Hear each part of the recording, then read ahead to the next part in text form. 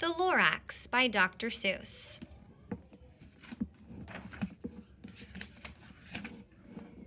At the far end of town where the grickle grass grows, and the wind smells slow and sour when it blows, and no birds ever sing excepting old crows, is the street of the lifted Lorax.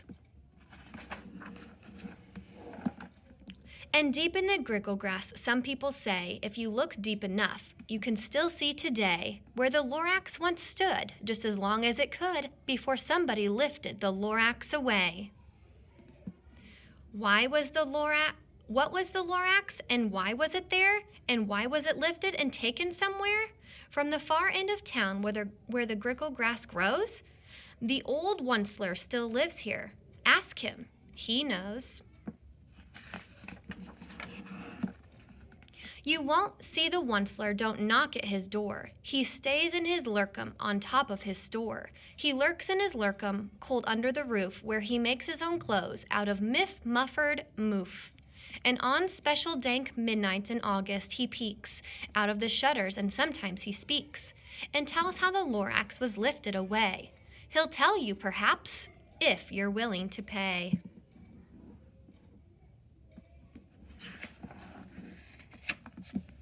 On the end of a rope, he lets down a tin pail, and you have to toss in 15 cents and a nail, and the shell of a great-great-great-grandfather's snail.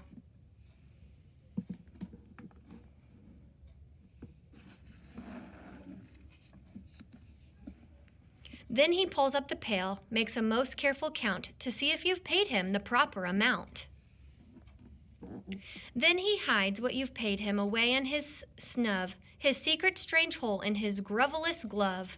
Then he grunts, I will call you by whisper my phone, for the secrets I tell are for your ears alone. Slup. Down slups the whisper my phone to your ear, and the old Onceler's whispers are not very clear, since they have to come down through a snurgly hose, and he sounds as if he had smallish bees up his nose. Now I'll tell you, he says, with his teeth sounding gray, how the Lorax got lifted and taken away. It all started way back, such a long, long time back.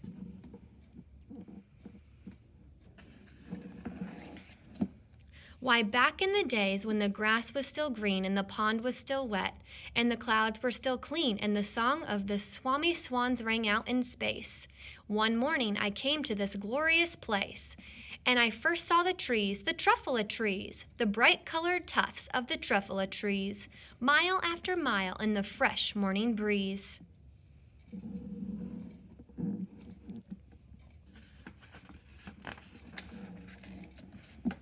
And under the trees I saw brown barbaloots frisking about in their barbaloot suits as they played in the shade and ate truffula fruits.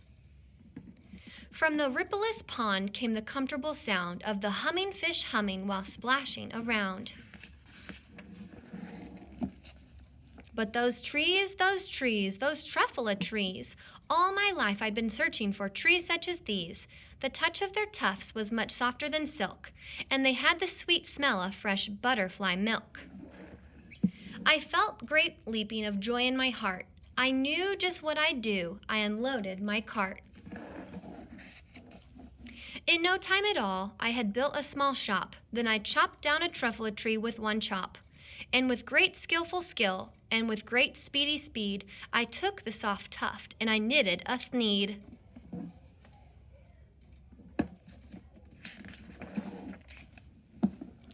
The instant I'd finished, I heard a gazump. I looked, I saw something pop out of the stump.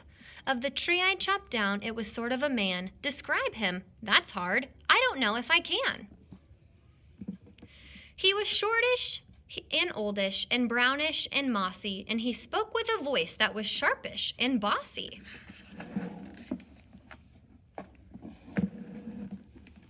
Mister, he said with a sawdusty sneeze, I am the Lorax. I speak for the trees.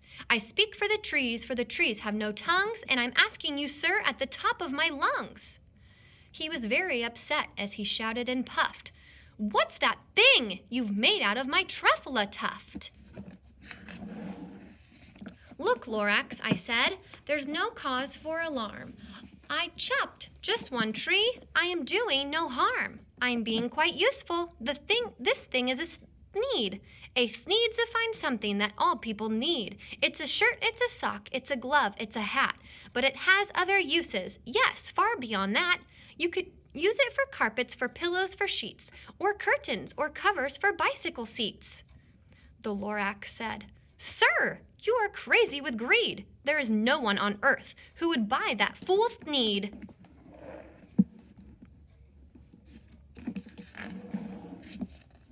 But the very next minute I proved he was wrong, for just at that minute a chap came along, and he thought that the sneed I had knitted was great. He happily bought it for $3.98. I laughed at the Lorax. You poor stupid guy. You can never tell what some people will buy.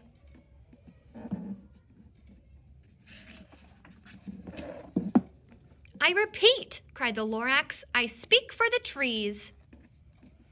I'm busy, I told him. Shut up, if you please. I rushed across the room and in no time at all built a radio phone. I put in a quick call. I called all my brothers and uncles and aunts, and I said, listen here, here's a wonderful chance for the whole Onceler family to get mighty rich. Get over here fast, take the road to North Nitch, turn left at Weehawken, sharp right at South Stitch. And in no time at all, in the factory I built, the whole Onceler family was working full tilt. We were all knitting sneeds, just as busy as bees, to the sound of the chopping of truffula trees.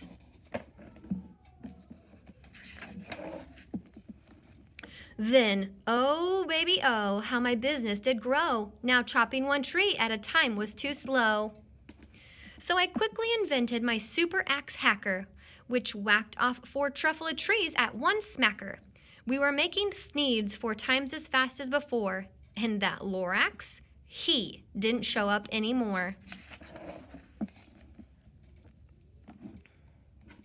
But the next week he knocked on my new office door. He snapped, I'm the Lorax who speaks for the trees, which you seem to be chopping as fast as you please.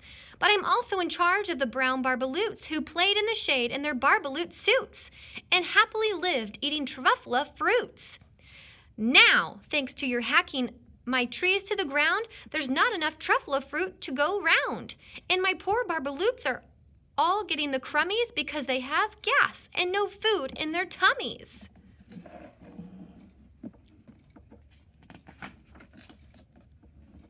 They loved living here, but I can't let them stay. They'll have to find food, and I hope that they may. Good luck, boys, he cried, and he sent them away.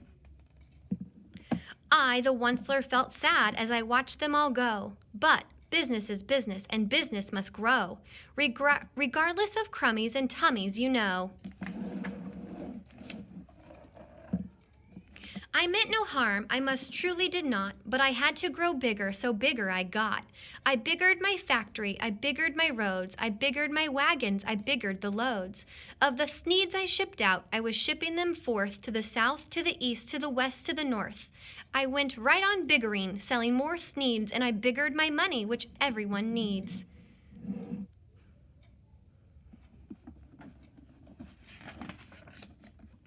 Then again he came back. I was fixing some pipes when that old nuisance Lorax came back with more gripes. I am the Lorax, he coughed and he whiffed. He sneezed and he snuffled, he snargled, he sniffed. Onceler, he cried with a querulous croak. Onceler, you're making such a smogulous smoke. My poor swami swans, why they can't sing a note. No one can sing who has smog in his throat.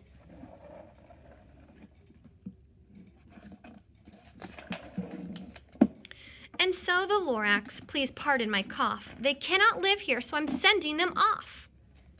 Where will they go?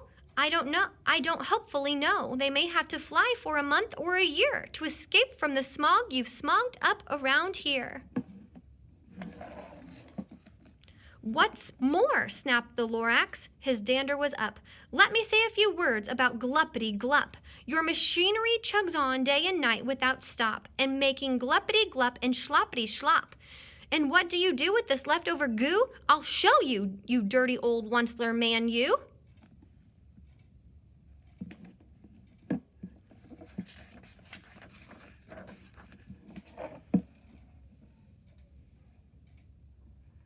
You're glumping the pond where the humming fish hummed.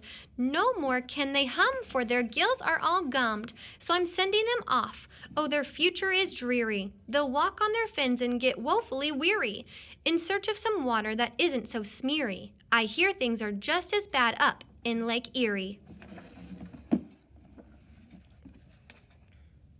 And then I got mad. I got terribly mad. I yelled at the Lorax. Now listen here, Dad. All you do is yap, yap, and say, bad, bad, bad, bad. Well, I have my rights, sir, and I'm telling you, I intend to go on doing what I do. And for your information, you Lorax, I'm figuring on biggering and biggering and biggering and biggering, turning more truffle trees into sneeds which everyone needs. And at that very moment we heard a loud whack. From outside in the fields came a sickening smack of an axe on a tree. Then we heard the tree fall, the very last truffle tree of them all.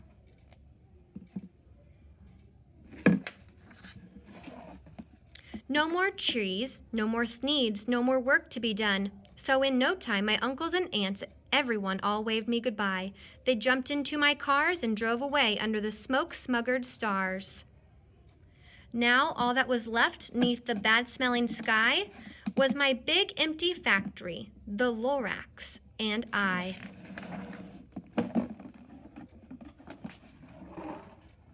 The Lorax said nothing, just gave me a glance, just gave me a very sad, sad backward glance, as he lifted himself by the seat of his pants. And I'll never forget the grim look on his face when he hoisted himself and took leave of this place, through a hole in the smog without leaving a trace. And all that Lorax left here in this mess was a small pile of rocks with the one word, unless. Whatever that meant, well, I just couldn't guess. That was long, long ago, but each day since that day, I've sat here and worried away.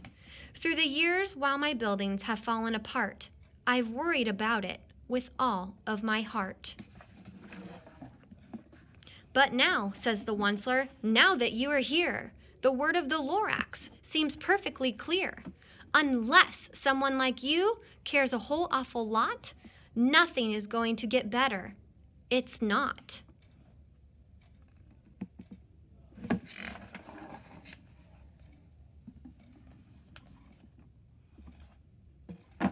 So, catch, calls the Onceler. He lets something fall. It's a truffle seed. It's the last one of all. You're in charge of the last of the truffle seed, and truffle trees are what everyone needs. Plant a new truffle, treat it with care, give it clean water and feed it fresh air. Grow a forest, protect it from axes that hack. Then the Lorax and all of his friends may come back.